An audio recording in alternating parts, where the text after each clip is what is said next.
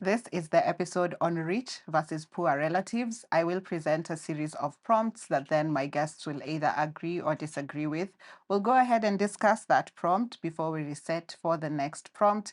But specifically for this episode, for purposes of respect, we will also interchange rich and poor with struggling and comfortable. With that, let's start with our first prompt. Rich relatives use generosity as a tool of control. Rich relatives use generosity as a tool of control. Do you agree or disagree, Lucy? Agree in most scenarios. I agree. I agree too. So, Lucy, why do you agree? Okay. I feel like a lot of people who don't have the access to money, most of the time do not have an option. Most of the time, they have this person to look up to or to anticipate them, to help them. And I think the rich people now take advantage of that situation to maybe get whatever they can. So you be the errand boy, you'll have your child doing housework for them so that they pay their school fees, such things. Yeah. Yeah. Yvette? I agree. I think we underestimate just how much having financial resources or financial muscle can build your confidence and give you access to a lot of options and opportunities and choice. So by virtue of the fact that having a heavier financial muscle, then you would feel like you have more choices. And as a result, then they use that to exercise more authority on the guys who don't have. Okay. Do you think this is what we see as making poor relatives house helps Yes. or the errand people of the home? Yes, I also think that when someone is financially challenged, sometimes you see like exploiting the resources they give you, you can see how that is beneficial to you, and so you would want to keep them in that place so that they don't grow and you continue benefiting from what is that from their disadvantage. Okay. Also, I think rich people have options considering the dependency rate in the country.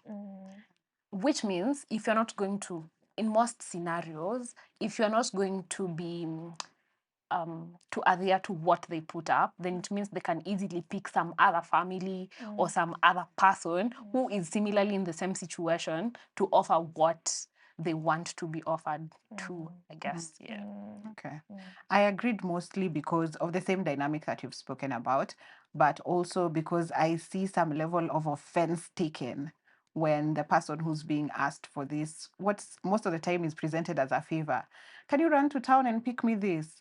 But if I tell you, oh, I'm busy, that becomes a problem because it was implied that this is not a request. So you telling you, oh, can you pass by town? I'm not telling you if you can pass by. I'm saying pass by town. Just being nice. Just being nice. Yeah, I'm saying pass by Yeah. town. So I've seen that undertone a lot with relatives who have.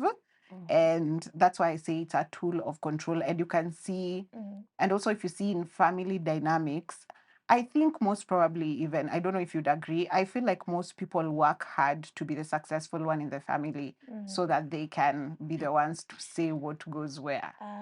Yeah. Yes, that's true. Okay, really? Oh, nice.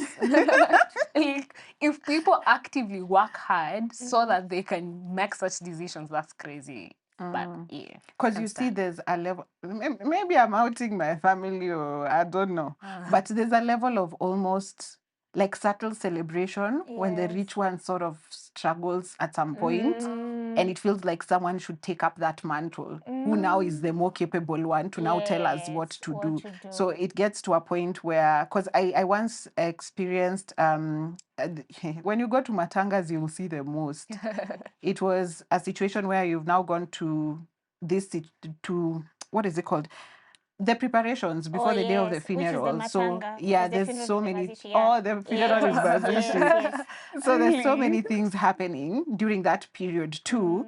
And I remember one speech where someone was like, I'm the elder brother, but when this my younger brother comes home, I'm the one who's sent Yeah. out to go and slaughter the chicken. And it was like a level of disrespect. And from there, I understood that, oh, if you have the money, then you wield the power. Yes. And sort of just how the one who has the money, whatever opinion they give, the rest of the family should then follow. And I think, sorry, It's okay. when it comes to opinion, I tend to look at it from a certain angle. It is that way because if I give an opinion and I have money to fund whatever idea I'm bringing to the table, then people are most likely to agree with what I'm saying. Sometimes the poorest person, or maybe someone who's performing averagely financially, could have a good idea, but because they do not have the financial muscle to bring it to life, then we can easily shrug it off. Yeah. And it's exactly what I was going to say. Also, you and your many grand ideas. How much are you giving us? You want to be here. For example, if it's a funeral, which me, I'm really opposed to the idea of making funerals an extravagant affair. But now you're here saying, no, I want a white casket, the one for 70K. Okay, give us the 70K. So the one who, of course, be reasonable. The one who's funding it would be more better placed to say, I think we'll get this casket, I think we'll do this. Because at the end of the day, mimi ndo najua how much I have set aside to work on this. And chances are not many people will come in and chip in. Okay. Yeah. Why I also struggle with that idea of the money being used as the only person who can then now have the opinion is a lot of times in the context of helping someone. Like I would put the context of school where I want to pay university fees for you, but I will not pay it if it's not medicine. But for the love of Christ, you wouldn't do medicine. Yeah. You will struggle so much to get through school. Whatever you can do probably easily for you is journalism. Probably there are skills or talents that you already have that will even get you a job in the next 2 years or so. But since I'm the one who's paying the fees, Then I'm telling you what then you're going to do. it is medicine. And if it's not and we've seen this being used even by parents directly to their Yeah. children, not lot. necessarily relatives. Yeah. Yeah. Yeah, I agree. That's true. That's Okay. true. So our second prompt, we forgot our tags, so we can't reset today. Our second prompt is poor relatives choose to stay poor. Yeah. I give it a minute. Yes and no. Pass. For me. Yes and no, Yeah. maybe. I don't think anyone would choose to stay poor. Maybe because they don't, I don't know. I don't think someone would actively choose to stay poor. Yeah. Naogopa kusema Naomba unipe hiyo. Hiyo ndo nataka. naogopa kusema maoni yangu. Yeah, it's fine. It's fine. It's a I think safe I'm also space. in the maybe. Yeah. But I can see if someone says a poor relative is choosing to stay poor by the decisions they make. Have you ever seen, I think when I was at Lydia Wanjiro's episode podcast, and she told me, you're taking care of your sister who doesn't have anything, you're the one taking care of the school fees and all. But then this person who has nothing to their name wakes up the next day and tells you, I'm pregnant again. Nibwage. And so you don't see, sometimes you don't see decision making that is working towards getting myself out of this. Yes. I understand when someone says, where I say I do not agree with someone choosing to be poor is when you're born into the poverty. Yeah. But let's say now we are 26 years old, we are 30, we are 40. At this point, is it because we were born in this particular background without the impediments? Let's not look at like different anomalies, like maybe you're born with a disability, you're born in a country that does not allow women to access particular things. Let's just look at the playing field as is. Yeah, so that's where yes and no. Okay. I feel like even with the same level of education, even with the same level of exposure, there are people who we are most likely going to have a rich auntie and an auntie who's doing like averagely. Even if these people are working hard enough, even if these people are chasing their goals and are chasing their money, I still think in the end, someone is gonna fall behind the bar or the mark. And sometimes it's not that I'm just comfortable in poverty. Sometimes it's I can't see anything to do with my life. Maybe because I don't have the exposure, maybe because I just choose not to. But I don't think someone would actively say, I want to be poor. Yeah. So I said yes and no. Let me start with yes. Yes boils down to what you are saying. It's the decisions that you're making actually point or allude towards the fact that you're really comfortable in your situation. Because if I see, and me, I offer grace when I see first time mistakes, because literally you didn't know what the outcome would be. But when it's repeated mistakes, such as you see, maybe you found yourself in a situation where you're a single parent, but now, Beatrice, this is your third pregnancy. Hey, help us help you. BT. BT, you know, and I think also enabling enabling people is a huge part of people deciding, oh, you know what, I'm financially disadvantaged, but acha niko tu sawa bado, because Beatrice feels like now this third pregnancy my sister will still come through for me, you know, or this person who has just been shown you can start something and not finish and start and not finish. Case in point, the story for going to school. Yeah. Okay, it's fine. You're a smart person. We know you can do medicine and finish. And we know in your heart of hearts you want to do law. But even this medicine, you can do it and finish. Look at it as a means to an end. Just do it, get the job, go back and do your law. So sometimes you kind of have to do things that you don't want to do because you're looking at it as a means to an end. And then that was no. That was yes. That was yes. And then no is because we don't talk enough about the limiting beliefs that you kind of become part of you as a result of the environment you're in. I personally have found myself being in situations where I self-sabotage, I second-guess myself, and it's just because of limiting beliefs. Ile, you can't see yourself beyond that. But if you try, if you dare to, then you find that actually, you know what? Even me, I can do this too. Even me, I can get this done. And then it also speaks to what she was saying. There's a prayer called the Desiderata that says there'll always be greater or lesser persons than you. We all can't find ourselves at a certain equal kind of playing field, but you can be able to carry your own weight. So sometimes when we even speak about being rich or poor, I feel like being poor is in the sense that even your own weight, like your own basic necessities, you would need someone else to come in and do it for you. So for me personally, if you're able to carry your own weight, then uko tu sawa. Yeah. And on that, piggybacking on that specific prompt, then do you think that some rich relatives fell upon it by luck? Yes. Most definitely. Most definitely. So poverty is luck as well. But no, but there are also the people who you feel like we were all poor. I tried to do this, you were here. I also tried to do this other thing, you were here. But as a result of me trying, now I'm in a much better place than you are. And then now you want to hit me with, I've actually had someone tell someone, at you took our luck. At you are so blessed, you took all our luck. Just help us. I think sometimes it's just butterfly effect. It can be you're the only person who went to maybe uni, or you're the only person who dared to move out of that village or out of that town or out of that country, or you decided to go work maybe in the local hardware store, and then one client one day just decided to pick you maybe because he felt like you are a loyal person who can work for that person. Then maybe something happened and you became a manager somewhere and doors opened for you. I think it's just, I don't know, life can. Yeah, life can life. Yeah. Okay.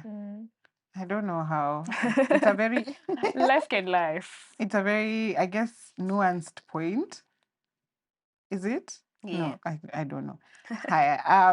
Our third prompt is blood obligations hold back a society's progress. Blood obligations hold back a society's progress. Do you agree? Yes. You agree? Lucy? You're not sure? I am a maybe. I'm a yes and no.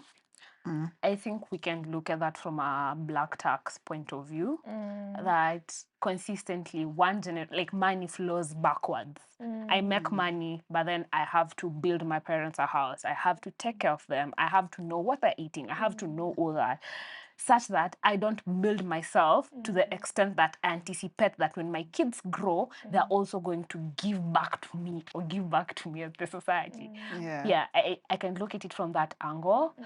But on the other hand, I feel like if I'm the one person who has made it out of maybe my family, I wouldn't mind to hold my siblings' hand so that we get to some level.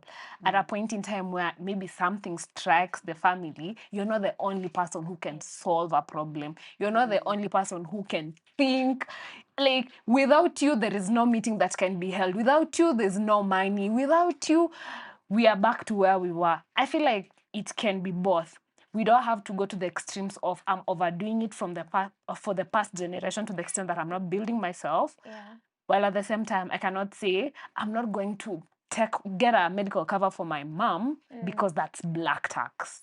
Yeah, or I'm not gonna pay school fees for my brother. We never know. He got an A minus, he can go do something and make something of himself. It's fine. I think I'm willing to do it. I think Great. Yeah. looking even just from the examples that we see around us, as a parent, I think the greatest thing you could ever do for your kids is set at least even you, your own personal self up. Because when you do that, now that allows your children to focus on themselves and the kidogo resources they are amassing to build their own lives without having to worry about you. There's something to be said about carrying other people's weight, whether it's because it's been imposed on you or now out of duty and obligation.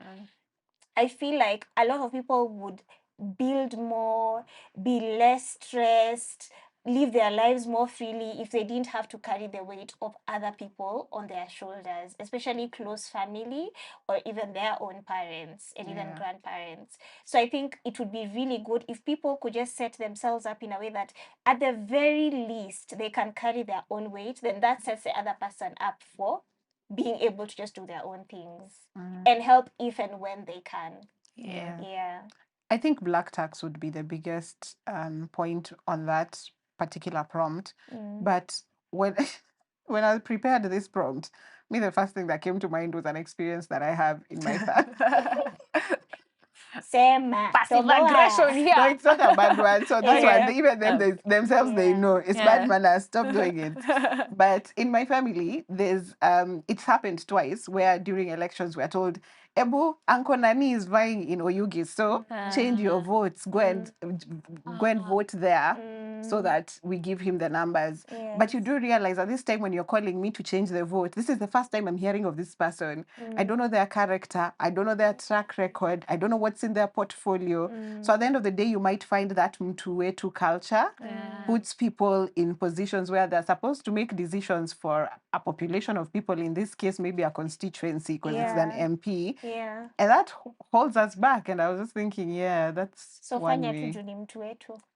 It's not It's family. You're not even being convinced. They're calling you with some level of confidence that you should.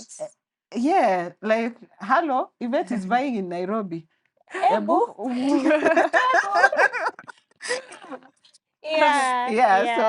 there's that, and I've always just thought there's a level of, and I think then that seeps into the general mtu wetu culture that then we have in the country. Which I detest. Yes, which now brings us here to it has to be our person at the president level. It has to be our person, and every time we've done that, and it keeps sinking us deeper and deeper into the hole. And the expectation that because it's your person in a certain capacity, you should benefit from it just by virtue of the fact that it's your person. Because that is also wrong as well. Yes, that's also wrong as well. Because it's based on, I think it's been years of being conditioned to believe that that's how it will work. Because I guess the presidents the first two presidents, that's what they did. They secured their people. And so people thought, so we need to have someone there so that to be secured. But really, that's a thing, man. I feel like if you haven't had your person, yeah, I think being in opposition I think some regions have missed out on development by the virtue of being in opposition. So I think it's I don't know how to put it. But do people only benefit from it in a larger scale? Because I personally have my people in such big spaces. But I've never thought, it's very few of my people who will tell me, I think you can benefit here, or there's an opportunity here, a book plug in. Most of the time you're just out here hustling like the rest. It's not, you don't benefit from having your people in certain spaces. Exactly. Maybe it's just in a larger scale. But that's a thing that people still use to date, to vote in people. I agree. Or to even give people offices in corporate, give them jobs. Or sanitize wrongdoers. You know, these people who hide rapists and pedophiles. Ati alifanya makosa lakini unajua ni wetu. Excuse me? Hey, gosh, we can sort it at home. Rev, come on, you're not thinking about the girl or the guy. Or give them fare, you know, the police are looking for them. My friends, It's all about they are here. what the optics are as us, as the community, the clan, the family. But I think what you've presented, it's systemic. When you say how do my people gain, it's systemic because of the first two governments. Those regions were heavily developed.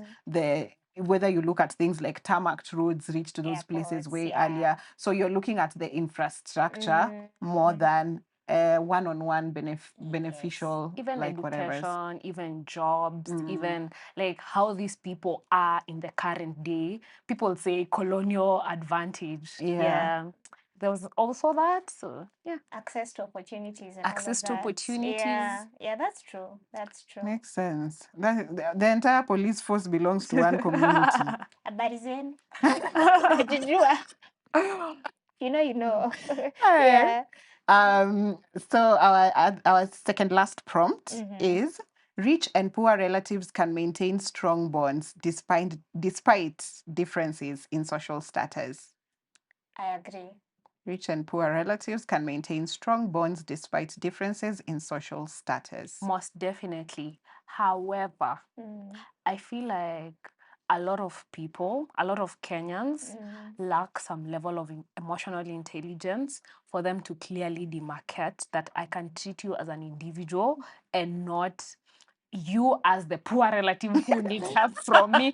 At this moment, you do not even have lunch. So if I leave you here, you're not going to get home. Like, I think very few Kenyans have the capacity to clearly demarcate and treat you like a human being with decency. Yes. Okay. And even without the one who's disadvantaged, feeling like this person is your knight and shining armor, and they should. And because why should they not? Do they not have not being entitled to someone else's resources, and also having a very clear understanding that because you both have very different struggles, there are times when this person will be blind to your struggles and you need to extend grace because you know underneath it all they are well-meaning. You know, there are times when you can tell someone, I haven't paid, I didn't answer your WhatsApp because I didn't have internet, and it's just like, why? So you just renew your subscription. Why don't you have internet? Why don't you have internet? And you just buy bundles, Sama.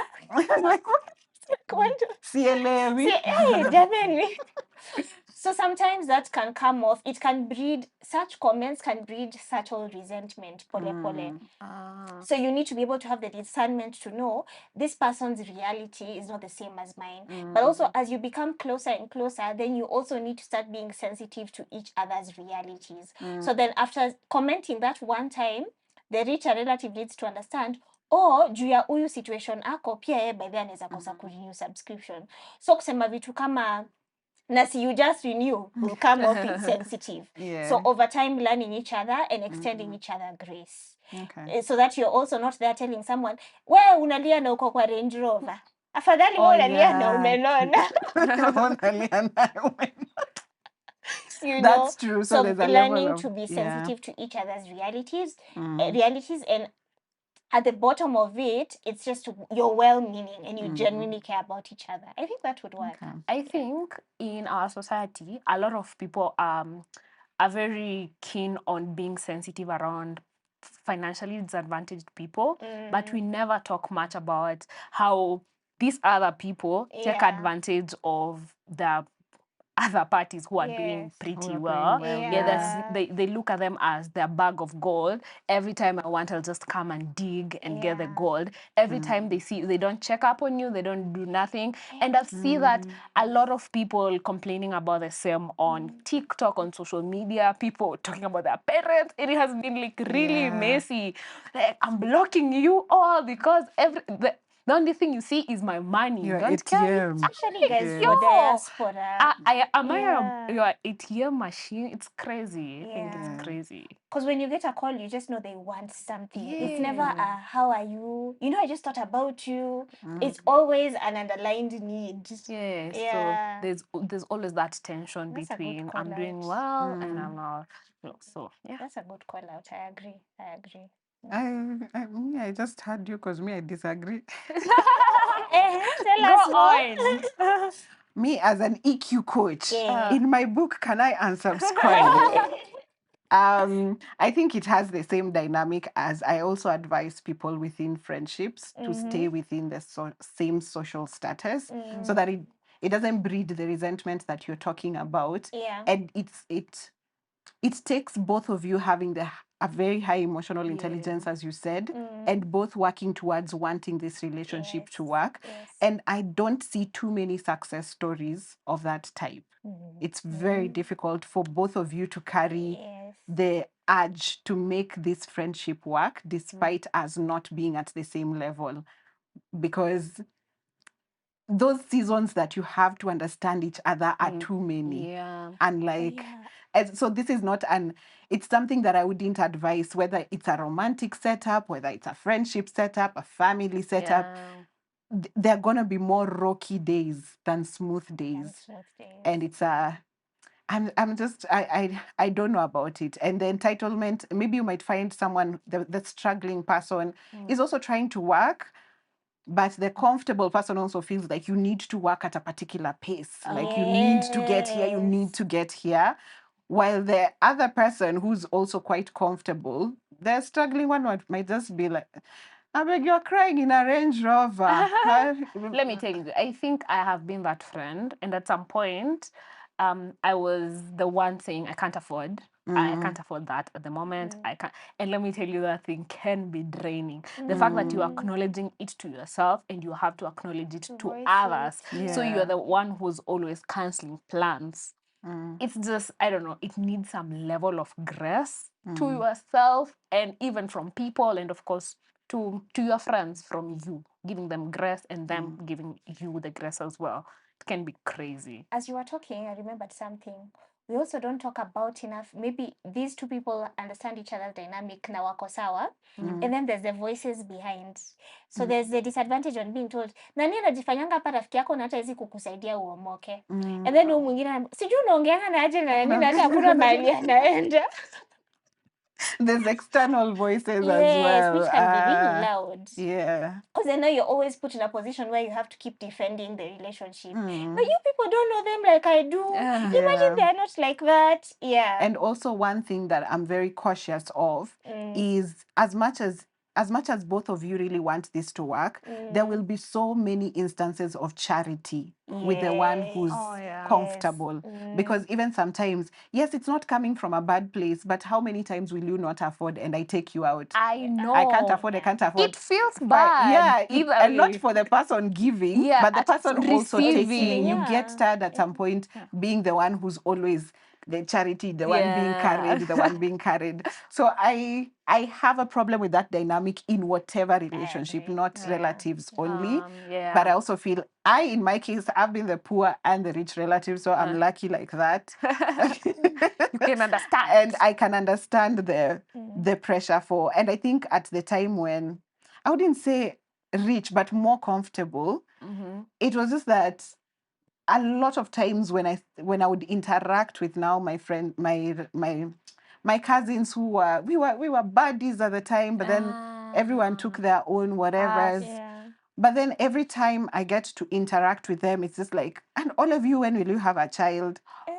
Like, girl, you don't even have porridge for this one of yours. You're asking me when me I'll have my. So there is that, Cousins and it's taking something you strays. talked about earlier, where they also clocked into a retrogressive way of Mindset, thinking. yeah. Yes. So as much as you'd be happy to progress with them, but if they're They're stuck set in their there ways. in their Yeah. mental, You can't yeah, move it's together. difficult. Yeah. So in my case, I wouldn't say I would agree with that. It Yeah. wouldn't work, and if it will, there's too much work from either end. You know, the only way it will work is if at some point the one who's less disadvantaged works to get to a certain point where they can meet the other person, because it could be a season. Yeah. But if the season lasts a lifetime, you're bound to. I still feel like people can have a rich person can have a poor friend. Wow. Aki rich and poor, such bad words, but we apologize.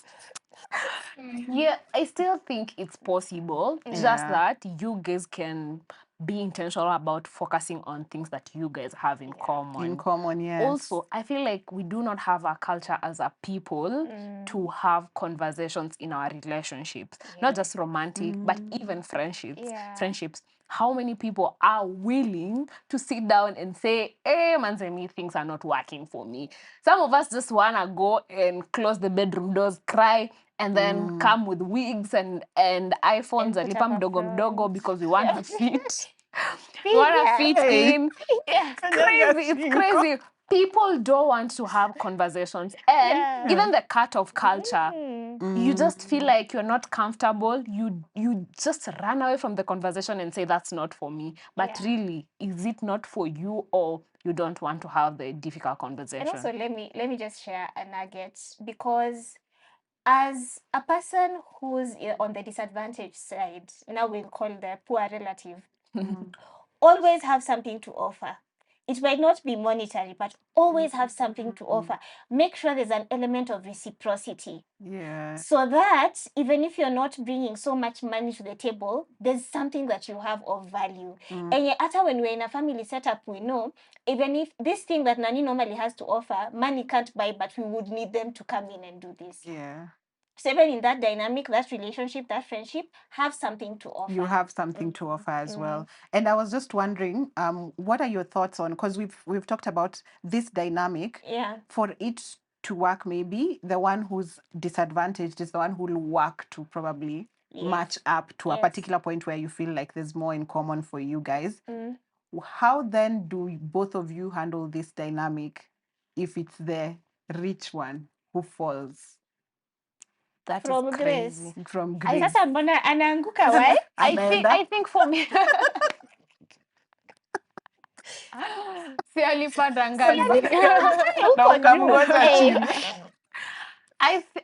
Oh my god, what was I saying? Akinipata katikati nitamsongea endelee Yes, I kuanguka. was saying if it's the one who's Yeah. it's the rich person who's now fallen upon hard grace. times, and I think for me, my solution is esteem. And I think the person who is disadvantaged usually requires the most esteem, because with money, you can cover a lot.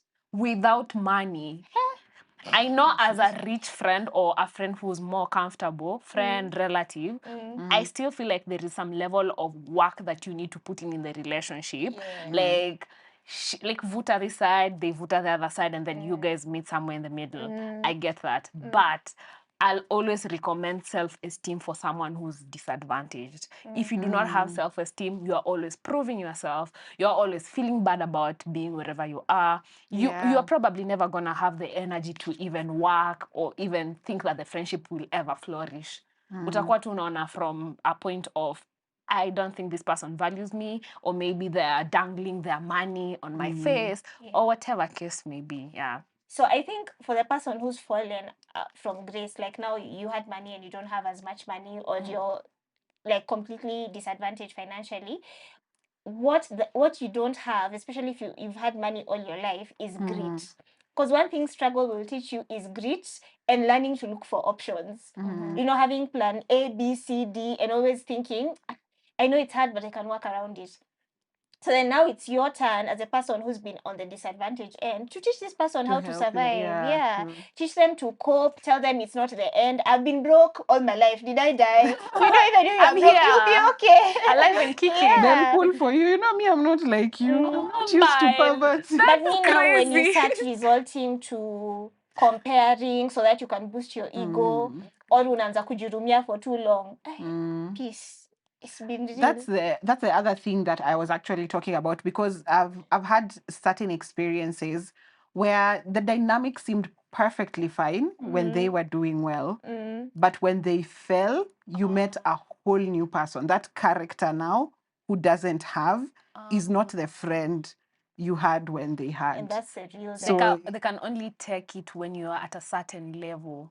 You are doing well, but not as well. I don't even Not think better it's than about them. now me at this point. It's just you seeing them in this new light where it's just like maybe they identified with their power and their money so much that without it, they're just maybe vile humans, and you'd have never picked it while they had it. And that's maybe another. Me too. The way I've said it in my book, try and keep your friendships within the same. I'm not saying that people interact with people cordially, but very close friends that you're interacting with, stay within the same social status, so that even while you're growing, you're growing at the same pace. You're sort of like your besties, your ride or dies. Try and keep it within the same social status. But let me ask you, please be wild. Go and date billionaires. Bill Gates and above. Utatoka Glock lini. Go and shoot your shot. I think it now begs the question, because when we're making friends in our, for example, early 20s or uni, when you come out here, I think you can never tell. Some people, kuna wale wataanzisha startup, and then that's how like their businesses peak, and then they start driving something else, and then, okay, what would you say about that shift maybe after uni, and then people take different paths, and then you're probably by the time you're in your mid or late 20s, you're not within the same social bracket per se. I always say stay comfortable outgrowing and being outgrown. Stay comfortable with it. It's hard, especially being outgrown is very hard, but pick it up, clock it in time, know that this one I'm just feeling bad because it's Kiwaru. I'm not feeling bad because they've done anything wrong. So learn being outgrown and also outgrowing people, because I know it's difficult. Some people have been ride or dies for years. What do you mean? Now me and my 20-year-old friend are not on the same path anymore. But what to do? And allow life to go through its seasons. Life to go through its seasons. It's very important. It's hard, but it's very important. And it would be lovely if you leave it on a light note where both of you understand, damn, now you are a whole family person. I'm not. Like you're doing so many. Yeah, you're doing. We're not in the same space. It's like for us to ever be in the same space that we now both enjoy. It's so maybe takes far between. Yeah, it's just like. Then we stay cordial, we hook up when we can, like when we can. Yeah, but si ati kwa ubaya. Yeah.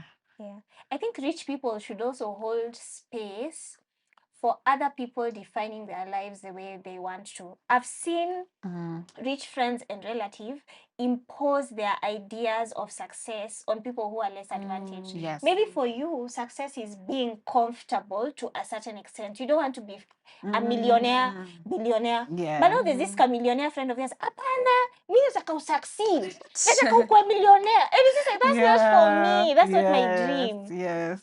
If I can just put food on the table, put a bit aside to be able to, to need for rainy days, and that's it. So also wealthier people should stop imposing their ideas of success on the people who they feel are not where they are.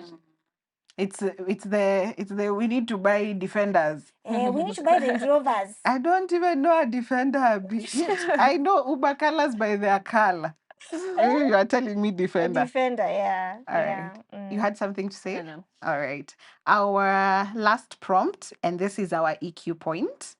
Both rich and poor relatives feel entitled to the other's support or service. both rich and poor relatives feel entitled to the other's support or service. Agree. Agree? I agree and disagree. Maybe. Okay. Why do you maybe? Both rich and poor relatives feel entitled to the other person's support. It's either support or service. Or service. Yeah. I think it depends with the degree of closeness. Because you're not close with all your relatives. If you're my person, in as much as we always want to feel like you're not accountable to anybody, you don't owe anybody anything, imagine you do. You do. If you're my person, I expect you, I would like for you to be happy for me during happy times, to be there for me during hard times in whatever capacity that you can. So there's an unspoken expectation that is there of service or whatever. I think where you go wrong is when now you just want someone to go over, above and beyond and drop everything, and that's where now we go wrong. But there is an expectation. There's a level of expectation. There's a level of from expectation. Each side. Okay. And no, because sasa hata wewe sushi tu maisha yako. No, you can't just go around through life expecting everything from everyone. Do you? Yeah. I think I'll just give the simplest of examples. Rich uncle, give me a job, or a rich uncle the other end, send me your CV, or you are not advantaged enough. I have my house in Ushago. You can move in there and take care of it while I stay in the city.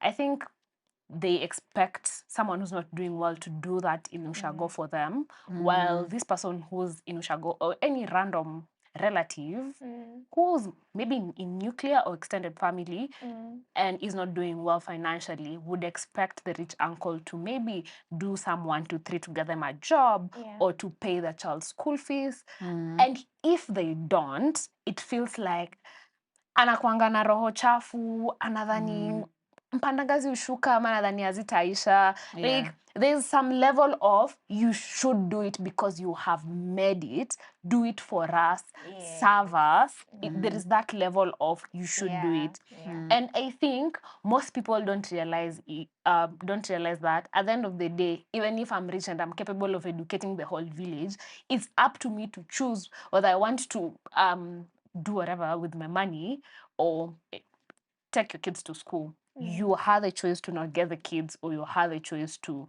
maybe get the few that you could manage, but you didn't. So you shouldn't expect me to now come and cater for whatever needs they have just from the virtue of I'm a rich relative or I'm doing well financially. I think we get it twisted. Yeah. Okay. I also agree. I believe there's some level of expectation from either side, even when we don't think it's there, even when we don't think it doesn't exist. Because it could be as simple as maybe I'm supporting you to pay, I don't know, what would I say? Like I'm paying for your school fees. Yeah. There's a level of, and send me pocket money. Like school fees is 50K. Why wouldn't you send me 500? You get like so there's a level of there's an added expectation to it that most of the times is just implied. And there's also the say, hi, can you pass by town and send me this? But no, I'm busy right now. But I'm paying your They school didn't fees. even care to ask whether you're busy or not. No, even if you say you are busy, even if they won't articulate it, they'll still think, but he doesn't have a job. What is he busy doing? Uko busy unaenda unataka kitu.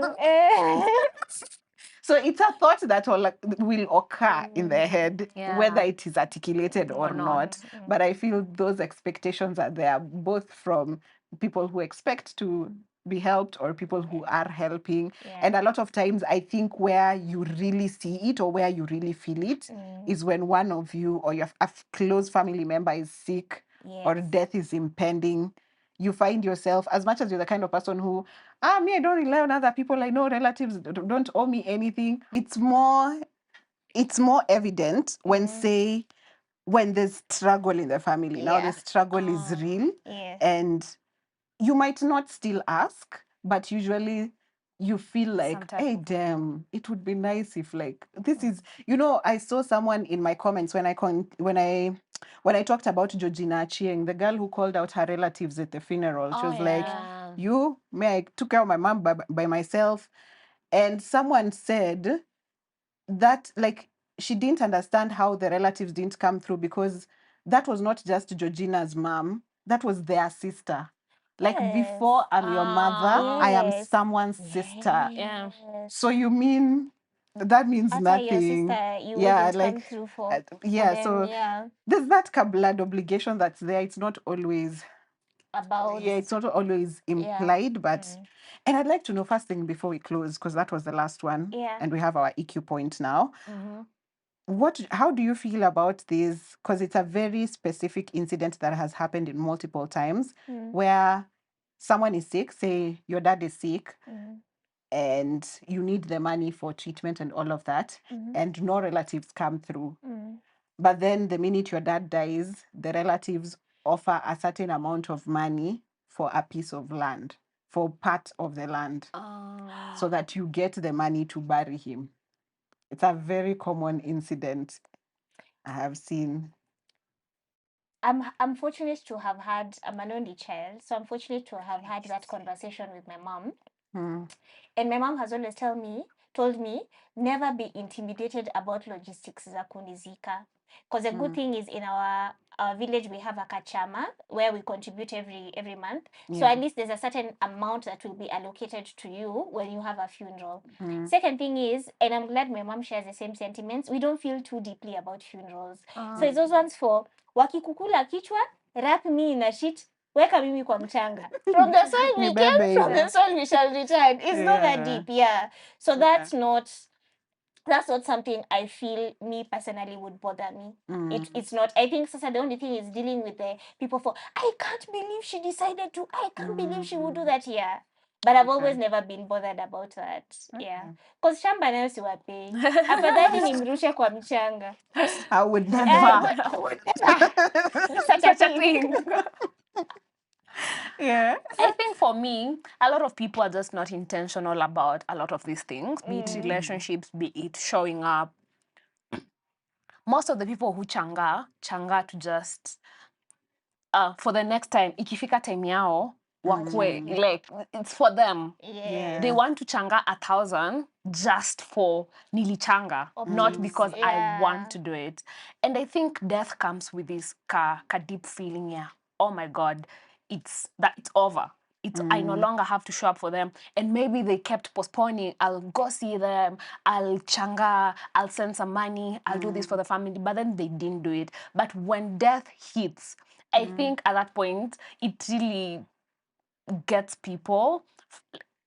I don't know. It gets them. Maybe they think about themselves. They think like a about, push, they feel I have to give them a decent send off. But sometimes maybe giving excuses for them. Sometimes people don't really want to, especially if it's an elongated period of time, period of sickness, people they'll just changa once, or they'll just support you the first time or the second time. But the other time, you guys will have to figure it out yourselves. And that's just the sad reality of things. Like, people kind of normalize it. It's just that I told the other time, and maybe they don't even actively think about it. But unfortunately, there's philanthropy fatigue, because sometimes it happens even in my case, where sometimes they're like, oh, Uncle Nani has died. They say a classmate has died. A classmate's mom has died. All at the same time. Oh, Nani has cancer. And it's just like, so I can understand philanthropy's fatigue, and it happens. But I'm guessing, when I had this time, Just Ivy said, you should look out for pieces of land, like take advantage of people selling land on crisis and all of that. And I didn't know it was such a huge industry until quite recently, when I was just like researching land and all that.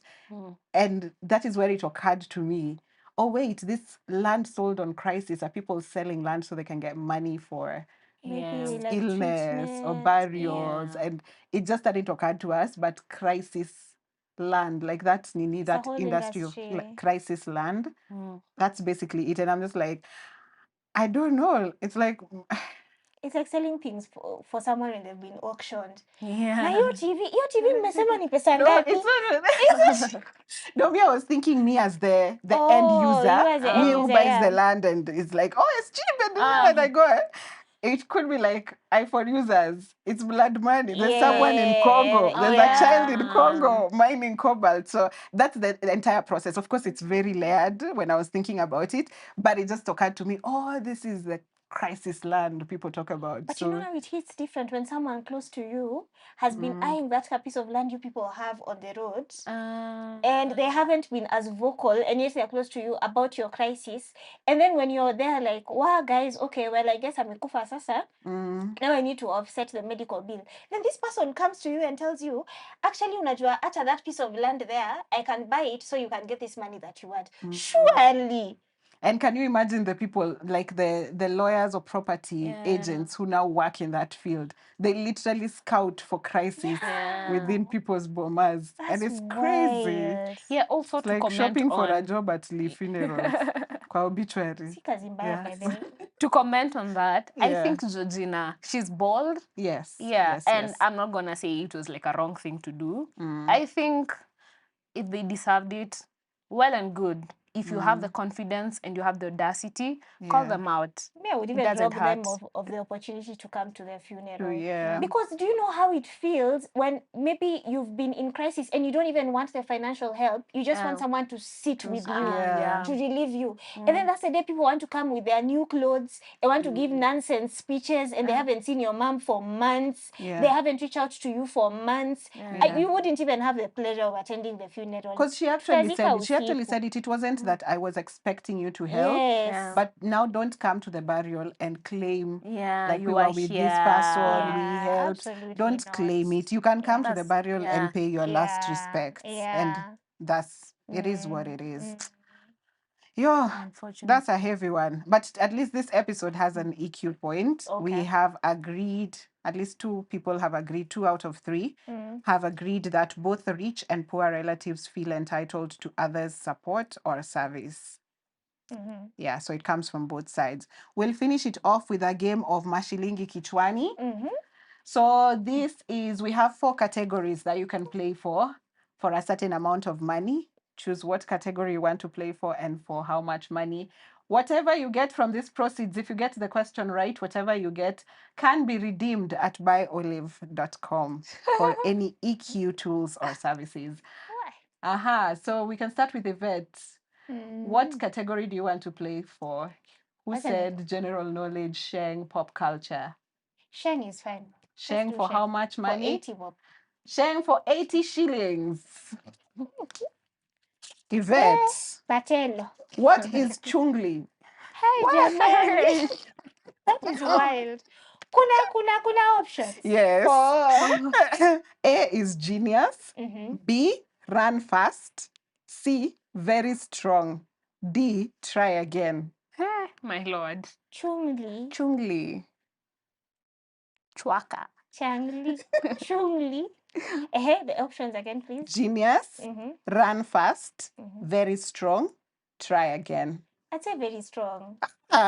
Ish. Redeem your 80 shillings. Mulipia hiyo gratitude ja. Ni Islando.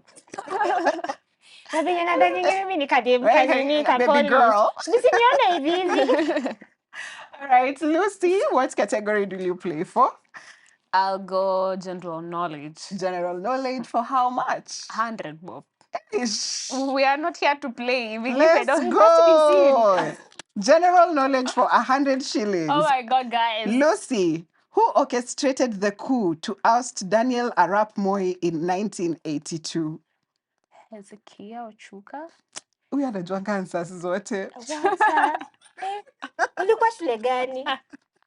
Na usiseme ile yenye mwalimu wao ako na tabia mbaya. Nah, guys, I'm representing my school. It's not Alliance. It's not Alliance. Not Mafefeine High. No. St. Francis Rangala Girls High School. In Yipinsia County. It's a Rangala girl. Yeah. My school didn't pay me to advertise them. And that's on period. We're done with this episode.